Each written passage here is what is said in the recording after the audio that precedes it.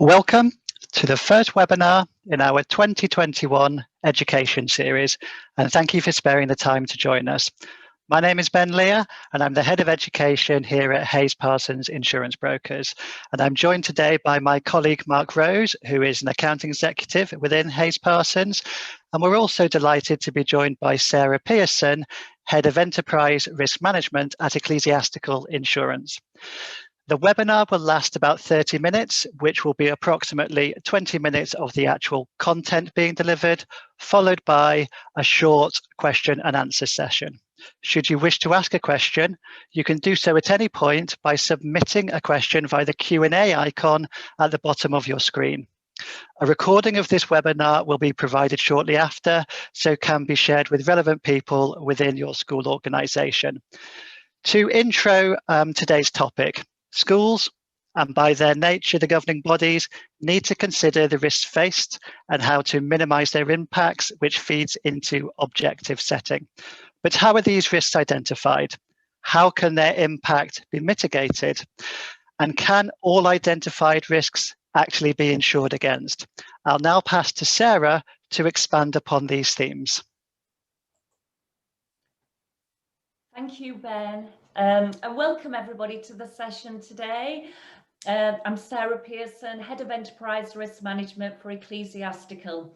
So today the title is Risk Management for Independent Schools, Reducing the Threat of Insurable Risks. So today I'm going to touch on a few things. We're going to look at enterprise risk management and how it can support independent schools in such a volatile environment. We're going to touch on some of the existing and emerging risks facing you and the education sector. We're going to walk through what a good enterprise risk management framework looks like, talk about the tried and tested risk management process and how a positive risk culture can bring it all to life, and conclude by just highlighting some ERM solutions. So as you can see on the slide at the moment, we are very much living in riskier times. Our landscape feels very volatile, uncertain, complex and ambiguous, and that's often referred to as the VUCA world. And who would have thought we would be living in such uncertain times and living through a global pandemic over the last 12 months? Who would have thought our personal and professional lives would be so different? And in such a volatile environment, many organisations have had to show some true resilience, and absolutely the independent schools have demonstrated that. They've really had to show resilience, they've had to adapt, had to flex, had to change to respond to these difficult times. And in times like this, enterprise risk management, or ERM, can really add value to help independent schools manage risk, but also look for new opportunities. So a bit more about enterprise risk management in more detail. So there are many different definitions of enterprise risk management, but for me, it is basically a framework supported by a number of processes used by an organisation or an independent school to manage risk and seize opportunities related to the achievement of your objectives. It's a critical area of responsibility and it's a core component of good governance. There is an argument in such turbulent times that a traditional risk management approach is no longer sufficient in times of greater complexity. And when I talk about a traditional risk management approach, that tends to focus on insurable risks. It's more one-dimensional in nature, so it looks at the impact if the risk does occur. It looks at risk in isolation and can be quite reactive in nature and is more risk averse. So when I talk about an enterprise risk management approach, you may be saying, well, what is the difference? So when you're looking at enterprise risk management, it's looking at risk from a more strategic point of view, and it's focusing on identifying any barriers that could stop you as a school achieving your priorities. Now, it does look mostly at uninsurable risks, and it's very much multi-dimensional in nature, looking at both impact and likelihood. And it looks at the entire organisation and makes those connections between risks. So it's very proactive, it's continuous in nature, it's not a one-off, and it's just embedded into the organisation, into its culture and its mindset. And it's very much there to support change and manage risks and support decision making. So as you can see on the screen at the moment, Ecclesiastical published their Education Risk Barometer report back in 2020. And that highlighted the top 10 risks facing the education sector. So I'll just pick out a couple of themes. Managing mental health and the well-being of both pupils and staff was amongst the top concerns in the short, medium and long term. And when looking at this area of risk in more detail, what sits behind that are increasing expectations and growing pressures. They're taking a huge toll on the well-being of the school community, with a direct impact on issues such as retention, quality of teaching and pupil behaviour. And in terms of recruitment and retention, it's still a huge issue for many, feeling that poor staff well-being is a contributory factor. Another theme here is around technology, and a concern is, but more in the longer term, is around falling behind in terms of technological changes. There were concerns that schools are lagging behind when it comes to knowing how best to safeguard pupils online. And some statistics, 1 in 5 felt that cyberbullying was a contributory factor to poor pupil mental health, while 1 in 4 blamed unrealistic expectations fueled by social media. So this barometer report is accessible to all and is on our website if you haven't read it. And some more interesting thought leadership, if that you may have read, is on the next slide. And this is the World Economic Forum Global Risk Report. And I wanted to draw your attention to this piece of thought leadership, because this year it had a specific section looking at the youth risk landscape. And there were some really hard-hitting headlines, such as a AA disrupted generation of youth is emerging in an age of lost opportunity, a scarred generation, a fractured future.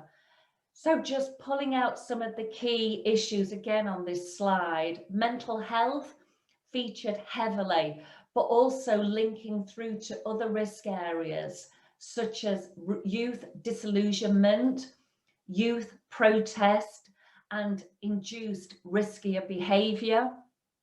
And another key theme was around digital inequality and linking through to the widening inequality agenda, and also issues around missed educational opportunities. Now, as you can see on the slide, there are many emerging risks coming over the horizon, and these have the potential to impact on your school from both a risk and an opportunity point of view. So looking at this slide, just a couple of key questions to pose. Is your existing risk management approach looking at both the existing risk and some of the emerging risks coming over the horizon? And another question, what does your school play? What role does it play in terms of addressing some of these key areas? Clearly, we know it's around providing education and helping pupils achieve their full potential. But what about other roles? Is it acting as a surrogate parent, providing a safe home, a safe haven, giving hope and aspiration, promoting well-being and equalities? Many things to think about, and this is where ERM can truly help you around managing that risk landscape. So the next slide really is just reinforcing the benefits of enterprise risk management if you do this well.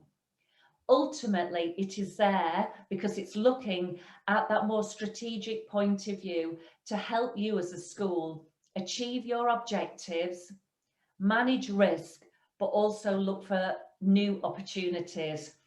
And it brings many other benefits, as you can see on this slide. But I think a really important one is around, it does help you protect the reputation of your school by managing those risks and looking for new opportunities. So I'm just going to move on to talk around, so what does a good enterprise risk management approach look like? Well, it has the following features. It's often referred to as RASP. So it has risk architecture, risk strategy, and supporting risk protocols. So I'll take each one in turn.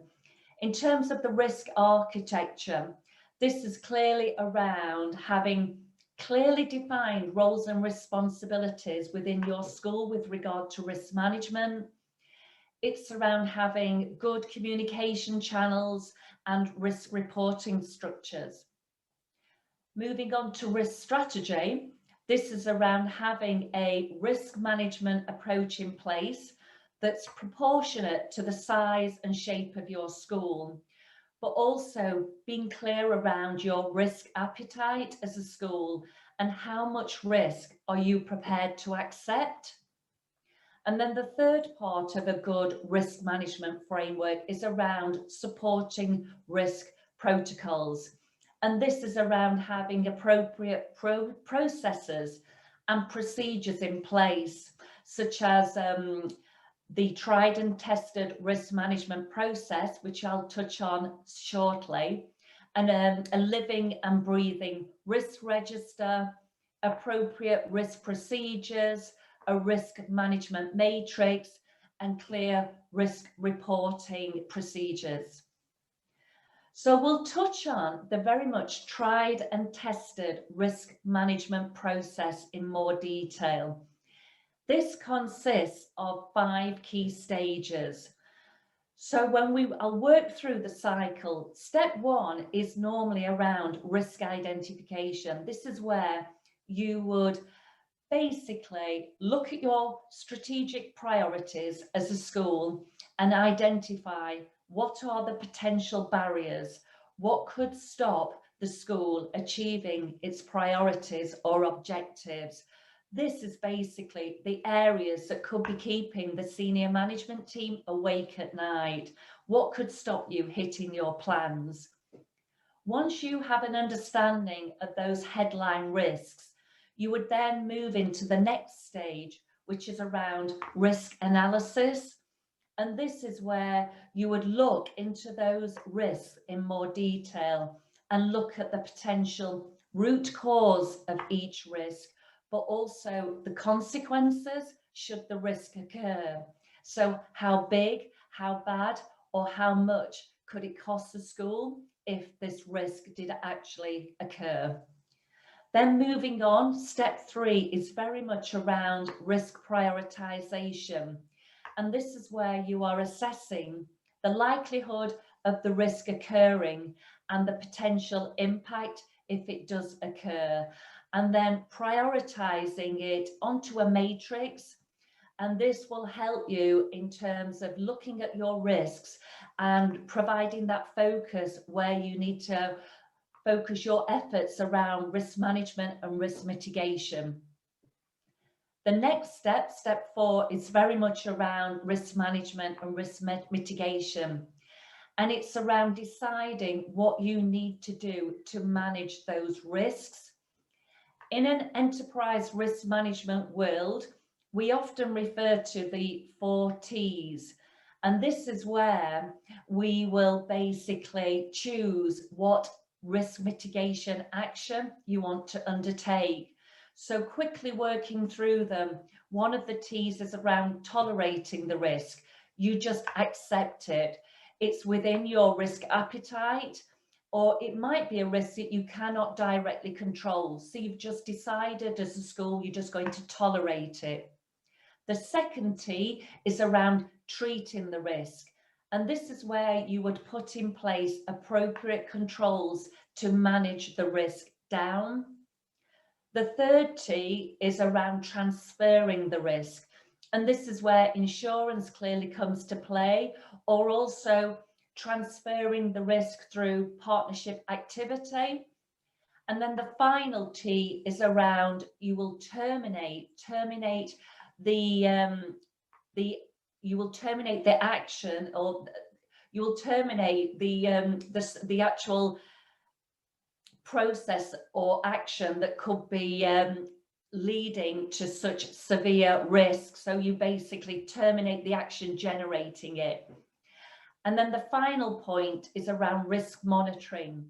And this is around having regular monitoring and reporting frameworks in place so you can highlight those key risks to key stakeholders within your organisation to provide assurance that you're actively managing the risk, or it could be to provide you're escalating a risk because you might need more support within your organisation to manage a risk down.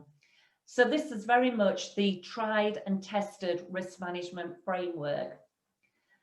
And really the next slide is around bringing this all to life, because you can have frameworks, procedures and protocols, but it's very much around having an appropriate risk culture within your school.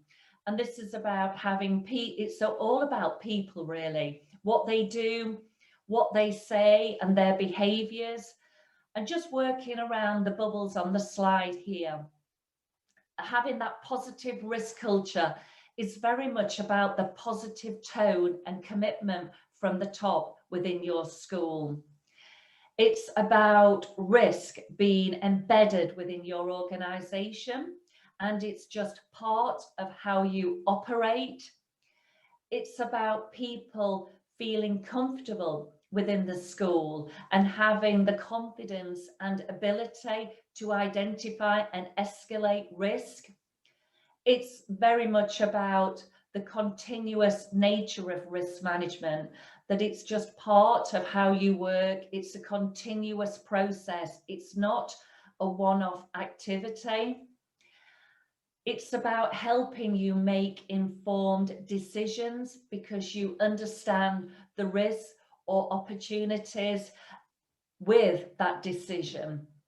And it's very much about supporting your strategy development, your future plans, your priorities moving forward, because risk management should absolutely be aligned to your strategy development part within your school. It's also about education and understanding, so people within the school know about the risk management approach. They know also about the processes that you need to follow and the associated benefits. And as previously stated, it's very much about having champions within your school promoting risk management. And this clearly articulated within key job descriptions within the school. So my final part of the session today is it's really just accepting it's hard to find time because we accept that people are reacting and responding to such a complex world that we are actually living and working within. But I think it's vitally important to just take stock and stop and think for a moment. And my 3 questions to think about are: what are the existing and emerging risks facing your school over the next 1, 3 or 5 years? How can your school mitigate those risks, but also turn them into opportunities, the more upside of risk? And what questions should you be asking or challenging yourselves and colleagues, which might stimulate future planning to reshape how you operate in the future? And then the slide in front of you at the moment is really just highlighting from an ecclesiastical point of view, some of the services that we offer to support our customers and our clients around enterprise risk management. So thank you for listening, and I'll now pass you over to Mark. Thank you. Good morning, everyone.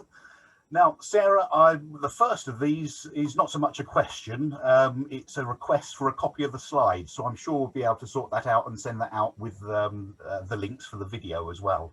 Absolutely. But the other question I've got, if my school is not insured with Ecclesiastical, can we still access templates for the ERM? Within Ecclesiastical, we have the Hub for Education. Now, if you approach Hayes Parsons, they will give you details of that website, that web link. And on our Hub for Education, it's accessible for all independent schools. There are tools and templates and thought leadership to support schools around enterprise risk management support. So, Mark, I can pass on all those details to ensure that people on the call today can get access to that insight and information. Thanks, Sarah, that's great.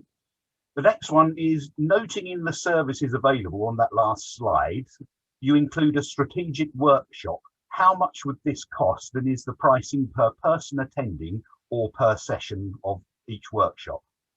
It would be per workshop, but we do work on a daily rate, but every piece of work is bespoke to a particular school. So we would just ask you to take that up with the broker and ourselves, and we would discuss that rate, Mark. Okay, lovely, thank you. Then an interesting one here. Where do you see the greatest opportunities for independent schools at the moment? I think that's a really good question. For me, it would be around embracing technology and having an appropriate digital strategy in place to maximize learning and new opportunities, because that digital strategy could very much help in terms of attracting more overseas or international learning, which could bring in additional income to the school. It could also help through a digital strategy embrace the issue of inequalities and social mobility. I think it can also help with new ways of working and more flexible ways of working for both teachers and pupils, and also around using more digital technology for learning and really showing that innovation that can really sort of put your school up there from a more reputation point of view. So I would say the digital agenda, having an appropriate digital strategy, clearly will bring opportunities, but some risks as well that will need to be managed. But I would say that will be the greatest opportunity. Right, I'm sure many will agree with you, because I know, speaking to a lot of bursars, they've invested a lot on digital technology, so they'll be pleased to hear that. Now, a final one, with the ERM approach, how often should we be reviewing the risks? Yeah, that is also a really good question. It should be continuous, not a one-off. There should be a fundamental review of a school's strategic risk aligned to their planning approach. So I'd say a fundamental review annually when you're looking at your school's priorities and objectives moving forward. Even if there's a 3-year plan, most schools will go through an annual refresh and review. So this is where enterprise risk management complements that strategic planning process. And then outside of that, we would recommend every quarter that there would be a review of the risk register to keep it living and breathing, but just to ensure that risk management is a key part of meetings and agendas and conversations. So it's just embedded. It's not seen as a separate process. It's about a pragmatic and proportionate approach built into how the school operates. Right, very comprehensive, thank you. Thank you. Now, on that, that's the end of the questions we've had come through. So I shall hand back over to Ben. Thank you. Thank you, Mark, and thank you also to Sarah for delivering that content. That concludes today's webinar. My thanks to all the schools who have joined the call. And as I said at the intro, a video will be sent out to you all. And conversely, lastly, we'll send the actual slides as well. So you have it without the audio. And if there are any further questions, you have Sarah, Mark's and my contact details, and feel free to give us a call and we can chat this through further. Thank you very much. Thank you.